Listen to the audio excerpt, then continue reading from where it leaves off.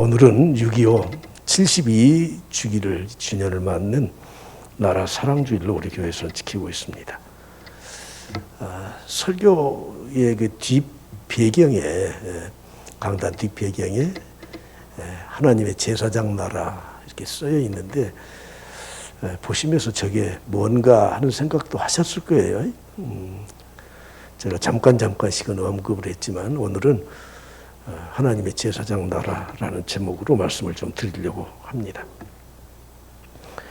요즘처럼 하나님의 말씀과 진리에 대한 혼란을 겪는 시대가 없는 것 같습니다.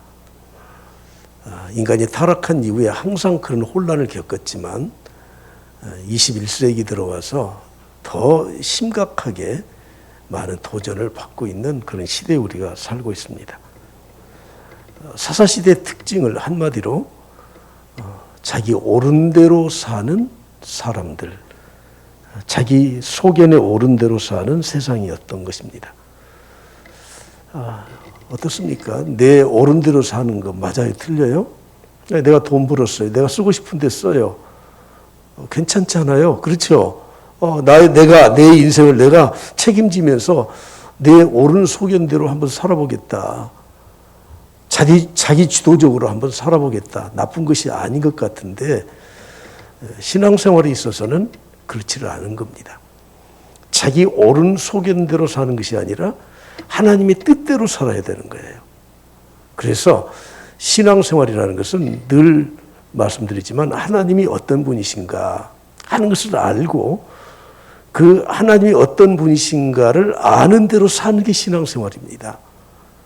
그런 의미에서 오늘 하나님의 제사장 나라라고 하는 이 메시지는 우리에게 굉장히 중요한 말씀이라고 생각이 됩니다. 오늘 저는 먼저 하나님의 나라와 하나님의 백성에 대해서 좀 생각을 해보려고 합니다. 신구약 성경에 하나님의 나라에 대한 이미지가 약 100가지 정도 있습니다. 성경에서 말씀하시는 하나님의 나라는 어떤 것인가 하는 것에 대한 이미지, 형상들, 은유적으로 표현될 수 있는 것들이 100가지 정도 돼요. 그러므로 충분히 그런 이미지를 통해서 하나님의 나라와 하나님의 백성은 어떤 사람인가, 어떤 것인가에 대해서 우리는 알 수 있습니다. 드류 대학교라고 하는 미국의 대학교가 있는데 거기에 레너드 스위트 교수는 미래학자이면서 설교가입니다. 그런데 이분이 이렇게 말을 했습니다. 성경의 본래 언어는 글이 아니라 이미지다. 성경의 원래 언어는 이미지라는 거예요. 모세 오경을 쓰기 이전까지는 그 선대 사람들로부터 들었던 구전에 의해서, 그리고 그것을 말로 전해 들었지만 어떤 이미지, 형상화된 것을 그들은 전해 들었다는 거예요. 그래서 예수님은 이미지를 가지고 복음을 전하셨는데 그것이 비유라고 말을 하고 있습니다. 저도 그 의견에 동의하기 때문에 여러분들에게 소개하고 있습니다. 마가복음 4장 34절에 말씀하기를 비유가 아니시면 말씀하지 아니하시고 다만 혼자 계실 때에 그 제자들에게 모든 것을 해석하셨다고 말씀합니다.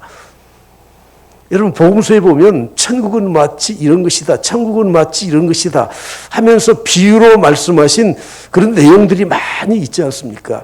왜 주님은 비유가 아니면 말씀하지 않으셨습니까? 마태복음 13장 13절에서 그 이유를 말씀하고 있습니다. 그러므로 내가 그들에게 비유로 말하는 것은 그들이 보아도 보지 못하며 들어도 듣지 못하며 깨닫지 못함이기 때문이라고 말씀을 하고 있습니다. 예수님이 문자와 말로 설교를 하시게 되면 바리새인들과 반대하는 사람들은 시비를 걸어왔어요. 그 말꼬리를 잡으면서 시비를 걸어왔습니다. 그래서 주님은 하나님의 나라에 대해서 말씀하실 때는 이런 비유를 통해서 말씀을 하셨던 겁니다. 대표적인 게 이런 겁니다. 니고데모가 있었죠. 니고데모는 유대 사회의 젊은 사람이지만 엘리트 그룹이에요. 재산도 많았고 신분도 높았고 많은 것을 알고 있었던 그런 사람인데 저녁에 예수님을 찾아왔습니다. 선생님, 당신이 행하시는 표적은 하나님께서 함께 하셔야만 할 수 있는 그런 능력이십니다. 하면서 상담을 시작했는데 그 상담의 내용이 무엇인지 정확히 그 뒤에 생략되었지만 예수님이 건너뛰어서 이렇게 말씀하여요. 사람이 거듭나지 않으면 하나님의 나라를 볼 수 없습니다. 없다. 그랬더니 이 니고데모가 하는 말이 무엇입니까? 그러면 내가 어머니 뱃속으로 들어갔다가 다시 나와야 합니까? 여러분, 거듭난다고 하는 이 말에 대해서 니고데모는 이해를 못했어요. 그래서 하는 말이 내가 이렇게 성인이 됐는데 우리 어머니 뱃속에 다시 들어갔다 나와야 된다고요? 우리 어머니가 세상을 떠났으면 도대체 그거 어떻게 해야 되는 겁니까? 여러분 참 기가 막히지 않습니까? 그때 주님은 비유를 들어서 말씀하신 게 뭐예요? 사람이 물과 성령으로 거듭나지 아니하면, 물과 성령으로 나지 아니하면, 거듭난다는 것은 물로 성령으로 거듭나야 된다는데 이것도 깨닫지를 못하기 때문에 물이라는 말을 앞에 썼어요. 물은 무엇을 하는 데 쓰는 겁니까? 예, 우리를 씻는 데 써요. 다시 말하면 성령으로 우리를 씻어내야 된다 하는 것을 의미했었던 것입니다. 여러분, 오늘 하나님의 나라, 하나님의 백성에 대해서 말씀을 드리고자 하는데 10절 말씀에 이렇게 말씀합니다. 너희가 전에는 백성이 아니었다. 지금 이방 교회들을 포함해서 유대인들까지 다 포함했던 거죠. 전에는 하나님의 백성이 아니었다. 이제는 하나님의 백성이 되었다. 전에는 긍휼을 얻지 못했지만 이제는 하나님의 긍휼을 얻은 자들이라고 말씀을 하고 있습니다. 이 말씀을 통해서 하나님의 나라, 하나님의 백성은 어떤 것이냐, 핵심이 뭐냐 하는 것입니다. 바로 사람, 성도라고 하는 것을 우리에게 말씀을 하고 있습니다. 하나님 나라의 본질은 건물이 아니에요. 조직이 아니에요. 여러분, 우리 교회가 이곳에 지금 있지 않습니까? 광주 참단교회 간판이 붙어 있어서 사람들이 보면서 아, 저기가 광주 참단교회구나. 다 사람은 그렇게 생각해요. 그리고 2층에 보잘것없는 개척교회가 설립이 됐으면 아이고, 교회가 더 적겠다. 더군다나 지하에 있는 교회를 보면서 아이, 저 교회가 제대로 교회 역할을 하겠어. 사람들은 외모를 보면서, 겉을 보면서 판단을 해요. 크고 화려하게 교회 건물을 지으면 야, 교회 대단하다, 훌륭한 교회다. 여러분, 그 교회가 훌륭한지 그렇지 않은지는 몰라요. 그러나 사람들은 항상 선입견을 가지고 교회를 보는 거예요. 성경은 우리에게 분명히 말씀하기를 교회의 본질은 건물이나 조직이 아니고 사람 자신이에요. 하나님의 백성들 자신이 교회예요. 그 백성들이 모여있는 곳이 교회라고 하는 것입니다. 교회를 헬라어로 에클레시아라고 해요. 에클레시아라고 하는 이 말은 두 단어로 합성되어 있는데 무엇으로부터 에클레시아, 부르심을 받았다 하는 뜻입니다. 다시 말하면 교회는 하나님이 불러내신 사람들을 뜻하는 것입니다. 주님은 마태복음 28장에 지상명령을 말씀하시면서 이렇게 말씀하시죠. 그러므로 너희는 가라. 어디로 가요? 세상으로 가요. 모든 민족에게 가서 제자로 삼아라. 그리고 아버지와 아들과 성령의 이름으로 세례를 베풀고 내가 너에게 분부한 모든 것을 가르쳐 지키게 하라. 여기에 보면 4개의 동사가 나와요. 가라, 제자를 삼으라, 세례를 베풀어라, 그리고 가르쳐서 지키도록 해라. 4개가 나와요. 근데 헬라어 문장에 보면 이런 동사가 쭉 나열되어 있지만 그 여러 개의 동사 가운데 주요 동사라는 게 있어요. 핵심이 되는 동사가 뭐냐요? 그것은 제자를 삼으라는 거예요. 제자 삼기 위해서 나가라. 제자 삼기 위해서 세례를 베풀어라. 제자 삼기 위해서 가르쳐서 지키도록 해라는 거예요. 그런데 여러분, 교회의 멤버가 되는 것, 멤버십을 얻는 것의 첫 번째는 어디서 출발하냐면 세례를 받는 데서부터 출발합니다. 물론 이 세례는 내 안에 불세례, 영적인 내면의 변화에 세례를 말하는 것이지만 저나 여러분은 저 사람이 내적인 세례를 받았는지 못 받았는지 몰라요. 그래서 그 사람이 입으로 시인해서 물로 세례를 주면서 내적인 세례를 받았다고 하는 걸 외적으로 우리는 그냥 물로 세례를 주어서 사람들에게 신앙을 고백하도록 합니다. 그럴 때 비로소 교회의 완전한 멤버로서 활동을 할 수 있죠. 교회의 중요한 이 공동이해의 회원이 되는 것도 세례받지 않으면 회원이 못 되도록 했습니다. 아무튼 오늘 저는 여러분들에게 드리고 싶은 말씀은 이것입니다. 교회는 어떤 곳인가? 하나님의 나라는 어떤 곳인가? 하나님의 백성들은 어떤 사람들인가? 세상으로부터 부름을 받아서 하나님의 자녀가 된 사람들, 부르심을 입은 자들이라고 하는 것이에요. 우리 광주 참단교회는 사명선언문이라는 게 있습니다. 교회 설립주일과 또 다른 교회의 어떤 행사가 있을 때는 우리는 이것을 고백을 하는데, 제가 7개로 성경에 있는 말씀을 우리의 사명 7개를 간추려 놓았습니다. 제가 간추려 놓은 것이 제가 만든 게 아니에요. 근데 그 앞에 보면 전문이라는 게 있어요. 헌법도 조항들이 있지만 그 맨 앞부분에 전문이 있지 않습니까? 그 전문이 이렇게 됐어요. 요즘 자주 안 해서 잘 모르시니까 우리 한번 읽어보시죠. 시작. 우리는 세상에서 부름받은 하나님의 백성들입니다. 그리고 다시 세상으로 보내을 받은 그리스도의 제자들입니다. 우리의 정체성을 말하는 겁니다. 우리는 세상으로부터 부름을 받아서 하나님의 자녀가 된 백성들이라고 하는 겁니다. 성 어거스틴은 교회에 대해서 이렇게 말을 했습니다. 교회는 성도들의 어머니와 같은 존재다. 여러분, 교회가 해야 될 일은 어머니 역할을 하는 겁니다. 태어난 영혼들을 잘 보살펴서 양육시키고 성도답게 살도록 해줘요. 그래서 교회는 교회를 통해서 성도들이 구원을 경험하게 되고, 교회를 통해서 신앙의 양육을 받게 되고, 교회를 통해서 사명을 감당한다. 그러면서 성 어거스틴은 결론으로 이렇게 말을 하죠. 엄밀히 말해서 교회 밖에서는 구원이 있을 수 없다 하고 단정을 하고 있습니다. 여러분, 그만큼 교회는 중요한 곳입니다. 하나님의 나라요, 하나님의 백성들이요, 그들이 모여있는 곳이 교회라고 하는 것입니다. 그런데 하나님 나라의 백성의 모습을 오늘 본문에서 3가지로 말씀합니다. 9절에 보시면 너희는 택하신 족속이요. 두 번째 뭐예요? 제사장들이요. 왕같은 제사장들이요. 거룩한 나라요. 그리고 우리는 소유된 백성. 우리는 하나님의 백성들인데 이 3가지의 특징이 있다는, 택하신 족속이요. 우리는 하나님이 택해 주셨어요. 신명기 7장 6절에 보면 너희 여호와 내 하나님의 성민이다. 너는 여호와 내 하나님의 성민이에요. 성민. 거룩한 백성이에요. 우리를 선택해 주셨어요. 우리가 하나님의 자녀가 되었다고 하는 건 한 4가지 특권을 누릴 수 있는, 첫째는 하나님의 선택을 받은 자, 두 번째는 그 선택을 받은 자들이 이 땅에서 살아갈 수 있도록 우리에게 말씀을 주셔요. 세 번째는 그 말씀을 통해서 우리에게 주실 사명을 주시고, 그리고 그 사명을 이룰 수 있는 능력까지 주시는 분이 하나님이십니다. 그러므로 오늘 우리는 선택받은 하나님의 성민으로서 이 4가지를 가지고 살아가야 하는 것입니다. 그런데 오늘 특이하게 왕같은 제사장이라는 겁니다. 오늘 본 말씀 읽기 이전에 5절에도 같은 말씀을 하죠. 너희도 산돌같이 신령한 집으로 세워지고 예수 그리스도로 말미암아 하나님이 기쁘게 받으실 신령한 제사를 드릴 거룩한 제사장이 될지니라. 여러분, 우리는 신령한 제사를 드릴 제사장이라고 성경은 말씀하고 있습니다. 그리고 마지막 3번째는 거룩한 나라입니다. 우리는 거룩한 사람들입니다.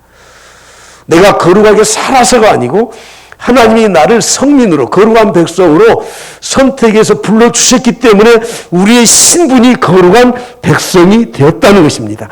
오늘 저는 이 3가지 중에서 오늘 설교의 제목처럼 제사장에 대해서 말씀을 좀 드리고자 합니다. 우리는 하나님의 제사장입니다. 요한계시록 5장 10절에도 말씀합니다. 그들로 우리 하나님 앞에서 나라와 제사장들을 삼으셨으니, 우리 성도들을 하나님의 나라로 그리고 제사장으로 삼으셨습니다. 그들이 땅에서 왕 노릇하리로다. 제사장이면 제사장이지 왜 왕 같은 제사장입니까? 이 말은 우리들은 왕의 신분을 가진 자들로서 또 제사장의 신분을 가진 자들이라, 그런 뜻이, 다시 말하면 우리는 왕이요 제사장이라, 그런 뜻입니다. 사랑하는 성도 여러분, 우리 성도들은 먼저 왕의 신분을 가지고 있는 거 아십니까? 혹시 이 말씀을 듣고 그래 나는 왕이다. 내가 세상에 가서 믿지 않는 사람한테 이리 오너라 그러면서 명령하고 호령하는 그런 왕이 아니고 여기서 말하는 이 왕은 왕과 같은 고귀한 성품을 가진 존재로 살아가야 된다는 것을 말씀하고 있습니다. 과거 봉건 시대에 왕들의 부정적인 그런 모습을 떠오르지 마십시오. 요즘도 영국은 입헌군주제라고 하는 제도를 쓰면서 민주주의 국가임에도 불구하고 과거에 이 왕족들을 상징적인 최고의 권위자로 그들이 추앙하고 있지 않습니까? 여러분 그 왕족들, 그 영국의 왕들을 보십시오. 지금도 그 왕이 있지 않습니까? 백성들이 모두가 다 존경하고 추앙하고 그리고 그들은 고귀한 품격을 지키면서 살아가는 그런 삶을 살고 있다고 하는 거예요. 고린도전서에서 고린도 교회 교인들에게 한 가지 지적하는 사항이 뭐냐면 너희가 교회에서 일어나는 어떤 시시비비를 가려야 될 문제가 있다. 그런데 우리는 하나님의 백성들로서 당연히 그것을 해결할 수 있는 능력도 있고 교회 안에서 그런 문제를 해결해야 되는데 우리는 왕인데 평민들인 세상 사람들의 법정에 가서 그 재판정에서 우리 왕들의 일을 너희들이 판단해 달라고 하면 되느냐? 그러지 마라. 이렇게 말씀하지 않습니까? 여러분 우리는 왕들이에요. 성도들은 존귀한 신분을 가지고 사는 사람들입니다. 그러므로 우리 성도들이 존귀한 우리의 이 신분과 성품을 저버리고 사는 것은 우리는 하나님의 자녀답게 살지 않는 것입니다. 혹시 여러분들이 어떤 이권 문제가 걸려서 세상 사람들과 다툴 때 똑같이 하나 더 뺏으려고 그냥 팔을 걷어붙이고 여러분 물론 우리의 것을 지키기는 해야 되지만 그렇게 사는 모습은 왕의 모습이 아닙니다.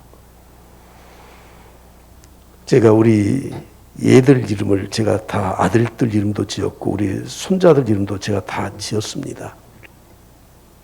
우리 손자 이름 가운데 민석이가 있어요. 혹시 아세요? 임민석이라고. 예. 제가 그 이름을 지을 때 이렇게 지었습니다. 무슨 글을 쓸까 그러다가 민자를 저게 옥돌 그러니까 좀 고귀하다 또 아름답다 귀하다 그런 뜻이에요. 보통 백성민자를 많이 쓰지만 저는 그 앞에 백성민자 앞에 왕자를 붙은 이 글자를 썼어요. 왜냐하면 그 뒤에 나오는 이 석자가 밝을 석자 하나님의 빛의 밝음을 가지고 왕의 후손으로 살아라 하는 뜻이에요. 여러분 우리는 왕족이에요. 왕족. 고귀한 이 품성을 가지고 살아야 돼요. 세상 사람들과 똑같이 그들과 다투고 싸우면서 살아야 될 그런 사람들이 아니에요. 특히 왕의 신분을 가진 제사장들이라고 하는 거예요. 제사장의 역할은 크게 성경에 5가지로 말씀합니다. 첫째는 제사를 준비하고 제사를 드리고 제사를 집례하고 그리고 나서 백성들에게 축복해 주는 사람들이에요. 두 번째로는 모든 일을 하나님께 물어봐요. 제사장이 입는 옷을 에봇이라고 하는데 요즘으로 말하면 제사장 가운이죠. 그 앞에는 우림과 둠림을 상징으로 하는 그 상징물을 붙여놓았습니다. 그래서 하나님께 늘 물어요. 이것이 정말 하나님의 뜻입니까? 하는 것이에요. 세 번째는 질병을 고치거나 또는 질병을 나았을 때 고침받았을 때 그것을 선포해줘요. 판정을 해줘요. 특히 그런 질병 가운데 있는 자들에게 정결 의식까지 행해줘요. 네 번째는 그들은 율법을 잘 알고 있었기 때문에 백성들의 자잘못을 가리는 재판장의 역할도 하고 그리고 백성들을 가르치는 교육을 담당하기도 해요. 마지막 이 제사장들은 왕의 좋은 자가 되거나 왕이 없을 때는 왕을 대신해서 나라를 통치하는 정치적인 어떤 기능을 또 발휘하기도 하는 겁니다. 그만큼 구약에 나와 있는 이 제사장은 그 역할과 사명이 굉장히 커요. 신약의 모든 성도들은 하나님의 제사장입니다. 할렐루야. 제사장의 임무는, 주요한 임무는 제사 드리는 것과 그리고 중보하는 거예요. 중보. 하나님과 사람들 사이에서 중보해 주는 역할이에요. 제사장은 신분이 높기 때문에 그 신분을 가지고 자기 욕심을 채우거나 교만한 마음을 가지고 사람들을 무시하는 그런 직책이 아니라고 하는 것입니다. 우리 믿는 사람들은 선민의식을 가지고 살아야 되죠. 나는 선택받았다. 그러나 그 마음이 교만해서는 안 돼. 유대인들이 이방 사람들을 가리켜서 개로 취급하면서 그들을 아주 얕잡아 보지 않았습니까? 제사장은 믿지 않는 사람들, 세상을 위로해주고 그들이 힘들고 어려울 때 기도해주고 그들이 마땅히 그런 중보를 받아야 됨에도 불구하고 제사장은 내가 죄를 지은 것처럼 그 사람들을 내 등에 짊어지고 하나님 앞에 나가서 기도하고 용서해달라고 간구해야 되는 그런 역할을 하는 사람들입니다. 아브라함을 보십시오. 여기 자기를 배반하고 그 기름진 땅으로 갔지 않습니까? 천사가 소돔과 고모라가 멸망당할 것이다 말을 듣고 아브라함이 잘됐다 이놈, 세상에 나를 버리고 가더니 잘됐다 그랬습니까? 롯을 위해서만 기도했습니까? 소돔과 고모라 성에 마땅히 하나님의 심판을 받아야 될 그 사람들, 그 영혼들을 위해서 하나님께 가로막고 기도했습니다. 하나님 제발 제 말 좀 들어보십시오. 그 성에 의인들이 있다면 왜 멸하시려고 하십니까? 여러분, 오늘 우리 주위에 세상이 돌아가는 것을 보면 내가 그럴 줄 알았다. 저 사람은 죽어도 싸다. 혹시 그런 생각하십니까? 그건 제사장의 신분을 가진 우리가 가져야 될 마음이 아니에요.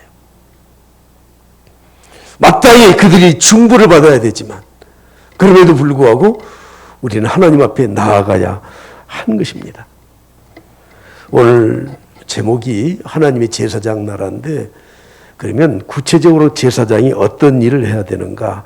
오늘 9절 말씀 하반절에 이렇게 말씀합니다. 이는 너희를 어두운 데서 불러내어 그의 기이한 빛에 들어가게 하시니 아름다운 덕을 선포하게 하려 하심이라. 아름다운 덕을 선포하게 하려 하심이라. 무슨 말씀이죠? 우리 성도는 하나님의 은혜로 구원받은 사람이에요. 그리고 지금도 하나님께서 우리에게 은혜를 주셔서 그 은혜 가운데 살아가는 사람들이에요. 우리가 이 받은 은혜를, 아름다운 덕을 사람들에게 선포, 선전하고 전하고 살아야 된다고 하는 것입니다. 여러분, 지금까지 내가 살아온 것이 다 하나님의 은혜인 줄 믿습니다. 하나님의 은혜인 줄 믿습니다. 선택받은 것도 인생의 고비고비 때마다 하나님이 개입해 주시고 내가 지금 힘들고 어렵게 살아도 생명을 하나님이 부재할 수 있도록 해주시고 내 가정을 지켜주시고 내 직장과 사업을 그래도 붙들어 주시고 이 나라를 하나님이 일제강점기와 이교의 엄청난 이 전쟁을 통해서도 다시 회복시켜 주셔서 이런 나라를 만들고 있는 모든 것이 하나님의 은혜의 손길인 줄 믿습니다. 할렐루야. 내가 잘나서 내가 노력해서 운이 좋아서 이렇게 된 것이 아니라는 거예요. 제사장의 사명이 무엇입니까? 하나님의 덕을 선전해야 돼. 선포하면서 살아야 됩니다. 우리 한국에 있는 성도들의 최고 많이 부르는 찬송, 은혜로운 찬송가 1위가 베스트 1이 바로 301장이에요. 지금까지 지내온 것 주의 크신 은혜라 아니 없는 주의 사랑 어찌로 말하랴. 다 같이 자나깨나 주의 손이 항상 살펴주시고 모든 일을 주 안에서 형통하게 하시네.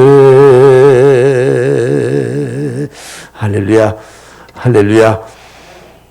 아마 여러분의 마음 가운데 이렇게 절절하게 그렇게 아마 찬송을 부르기가 참 힘든 것 같긴 해요.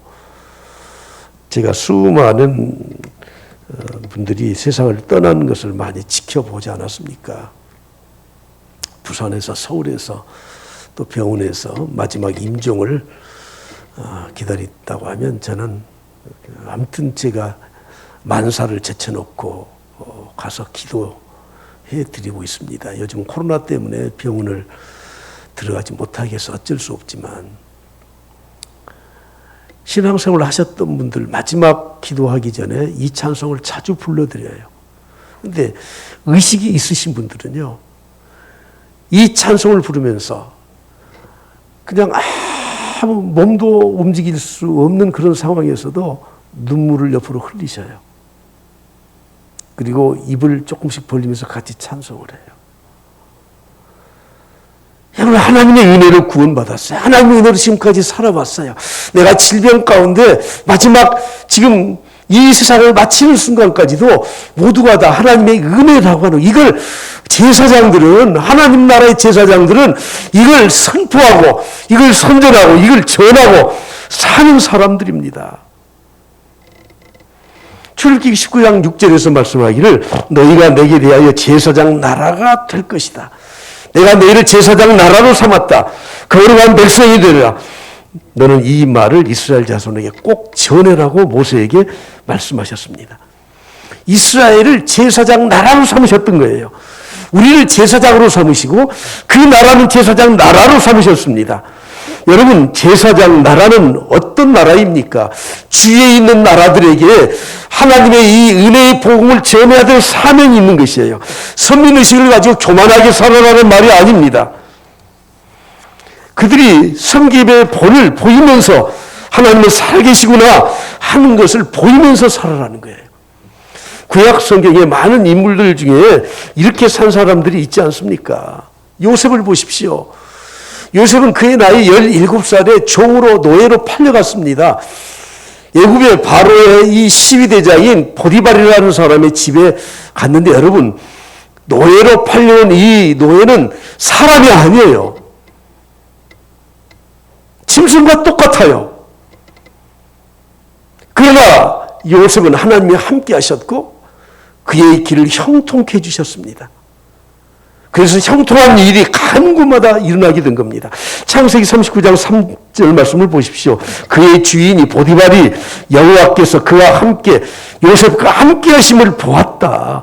그리고 또 여호와께서 그의 범사에 형통하게 하심도 보았다. 여러분, 이것이 제사장으로 사는 사람이 보여주는 하나님의 은혜와 덕을 선전하고 사는 것이 아니겠습니까?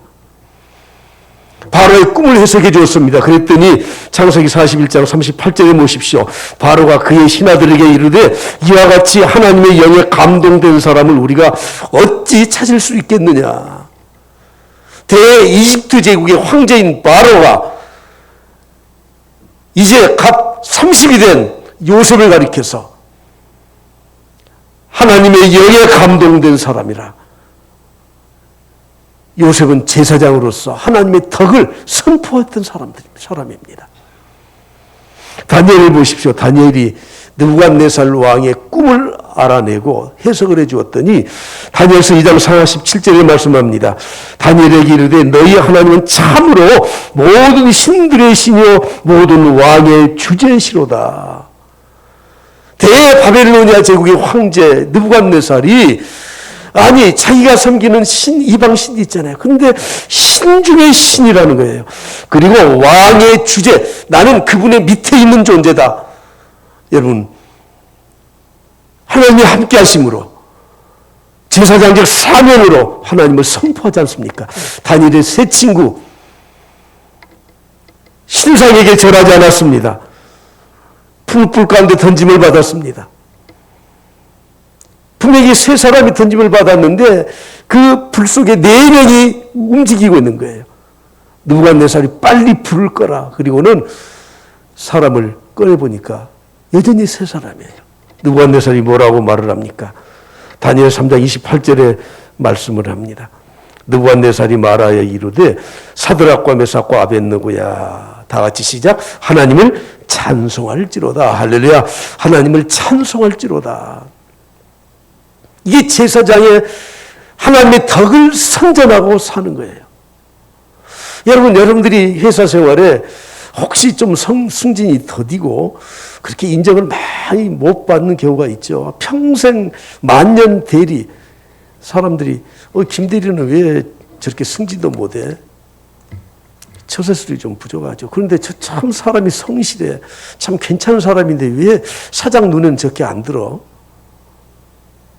아니 그것도 몰라요. 아니 광주 첨단교회 집사 아니에요, 집사. 그 김집사, 김대리. 아 그래? 교회 집사라 다르구나. 승진과 상관없이 그래 자기 맡은 일 성실히 하는구나. 여러분 이게 하나님의 덕을 선전하는 겁니다. 무슨 비밀도 아닌 비밀을 알아차려서 저기 여기저기 땅 사서 그래서 여러분 투기해서 세상에 성공하는 것처럼 보입니까? 갑자기 광주에 건물이 무너졌는데 그것 때문에 이번에 날벼락 맞은 또 몇 사람들이 또 생겨나잖아요. 여러분 그렇게 해서 뭐 좀 이렇게 누리고 살고 좀 다른 사람보다 승진이 좀 앞서가는 것처럼 보여서 잘 되는 것처럼 보입니까? 천반의 말씀 하나님이 다 심판하셔. 그런 것들은 우리는 하나님의 백성으로서 하나님의 제사장으로서 왕같은 제사장으로서 신앙의 품위를 저버리지 않고 올바르게 살아가면서 하나님의 덕을 선전해야 되는 사람이에요. 하나님이 이스라엘 백성들에게 주신 땅을 약속의 땅, 축복의 땅, 젖과 꿀이 흐르는 땅이라고 말씀합니다. 출애굽기 3장 8절에 보면 아름답고 광대하다는 거예요. 에스겔 20장 6절에 보면 모든 땅 중에 아름다운 땅이라고 말씀합니다. 그런데 여러분 세계 지도를 한번 펴놓고 보시면 그곳이 그렇게 광대한 땅입니까? 아름다운 땅입니까? 보십시오. 저기가 지금 저 중동 지역에 지금 소아시아 지역에 지중해에 있는 그 지역에 있는 지도예요. 근데 동그라미 가운데에 있는 땅이 가나안 땅이에요. 가나안 땅. 그 위로 보면 저 위로 터키가 있고 그리고 오른쪽으로 보면 이란, 이라크가 있고 그게 바로 아수르 제국, 바벨로니아 제국의 오른쪽이. 밑으로 가면은 지금 삼각형으로 되어 있는 동그라미는 에집트의 그 시나이 반도. 에집트는 그 초록색으로 있는 아주 넓은 아프리카 그 땅 아닙니까? 그럼 비교해 보십시오. 저 땅이 광대한 땅입니까? 기름진 땅입니까? 아름다운 땅입니까? 천만의 말씀이죠. 바벨론에서 애굽을 침범하기 위해서는 꼭 저 가나안 땅을 짓밟고 가야 돼요. 애굽이 이쪽으로 북쪽으로 진출하려면 또 저 땅을 짓밟고 가야 돼요. 꼭 손가락 한 마디 정도도 되지 않는 땅이에요. 저 가나안 땅의 넓이가 2만 1000제곱킬로미터, 강원도 땅의 2배가 채 안 돼요. 남한의 4분의 1, 5분의 1 정도밖에 안 돼요. 한반도의 10분의 1도 안 돼요. 저 땅이 그렇게 광대한 땅이에요? 하나님은 말씀하셨습니다. 내가 너희를 그곳에 몰아넣는 이유가 있다. 서쪽으로 지중해 진출을 못해요. 북쪽이 막고 있어요. 남쪽이 막고 있어요. 동쪽이 막고 있어 꽉꽉 막혀 있는 땅이에요. 그런데 너희들이 외교력, 군사력, 정치력 이것으로 사는 것이 아니라 내 말을 지키고 하나님 말씀을 지키면 하나님이 축복해 주셔서 너희들은 세계 모든 민족의 뛰어난 민족이 될 것이다. 그래서 사람들이 볼 때 야 그렇게 작은 나라가 약소국가처럼 보였는데 저 나라가 저렇게 되는 거야? 그러면서 우리도 하나님 믿어야지. 그렇게 하기 위해서 저기에다 몰아넣어 준 거예요. 여러분들이 가진 것이 부족하십니까? 출신 신분이 별로 보잘것 없습니까? 내가 배운 것도 없습니까? 여러분 그건 자랑거리는 아니지만 우리는 하나님의 왕같은 제사장으로서 우리는 자존감이 있어야 돼요. 그래 하나님이 나를 택해 주셨다. 나에게 사명을 주셨으면 능력도 주셨다. 그러므로 내가 하나님 말씀대로만 살자. 할렐루야. 할렐루야. 우리나라 지도를 보십시오. 여러분 극동 지역에 우리나라 보십시오. 이 이스라엘은 서쪽에 지중해가 막혀 있지만 우리는 동쪽에 태평양이 막혀 있는데 바다만 막혀 있는 게 아니라 일본이 딱 가로막고 있습니다. 진출 못해요. 저 위쪽으로 만주 땅, 중국 땅, 러시아 땅 딱 가로막혀 있어요. 어디로 갈 수 있습니까? 그나마 140년 전에 이 나라에 공식적인 선교사가 와서 기독교 복음을 전하고 세계 2000년 기독교 역사 중에 우리나라와 같이 급속적으로 복음이 전파된 나라는 한 나라도 없어요. 한 나라도. 왜 제가 강단 뒤에 하나님의 제사장 나라라고 쓴 줄 아십니까? 우리는 우리의 힘으로, 우리의 능력으로, 우리의 자원으로 절대 여러분 선진국, 강국이 될 수 없는 지정학적 요건을 가지고 있어요. 하나님이 도우셔서 지금까지 이렇게 왔습니다. 그러면 세상 믿지 않는 사람들은 뭐 그럴 겁니다. 우리가 좀 잘났어. 우리 머리가 좀 대단하잖아. 교육열도 좀 많잖아. 여러분, 우리 믿는 사람 그렇게 말해서 내서 안 돼요. 하나님이 도우셨어요. 하나님이 보호하사 우리나라 만세. 할렐루야. 예. 죄송하지만 여러 학자들을 강의와 책을 보니까 우리 한반도는 절대 선진국이 될 수 없는 그런 조건을 다 가지고 있대요.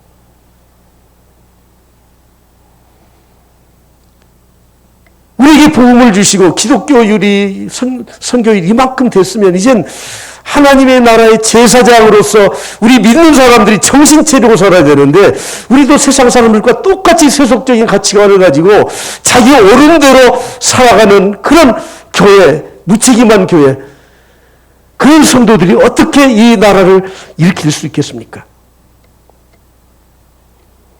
저는 다시 한번 강조해서 말씀을 드립니다. 우리 이런 사명 가져야 돼요. 일제강점기 이후의 이 엄청난 대가를 치른 전쟁, 이 모든 것을 통해서 하나님이 구해 주셨습니다. 하나님이 구해 주셨습니다. 할렐루야. 이것을 어떤 목사님 한 7가지로 정리해서 사건마다 해석을 해놓았더라고요.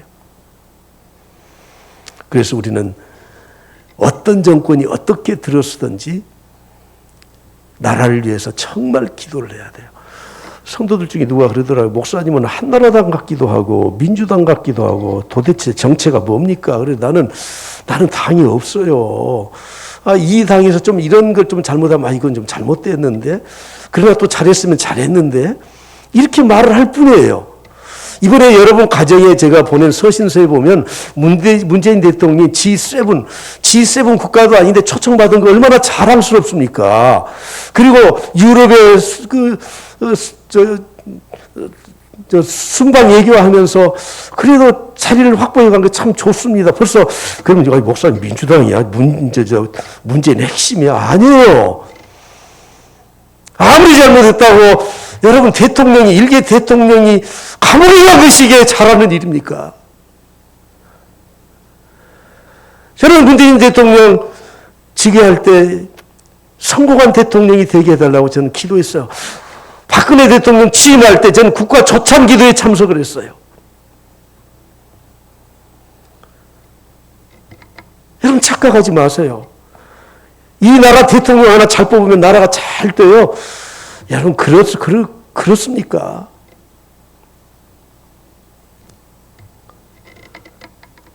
정치 이야기 아닙니다. 우리 근대사를 보시면서 좀 정신 좀 바짝 차리기 바랍니다.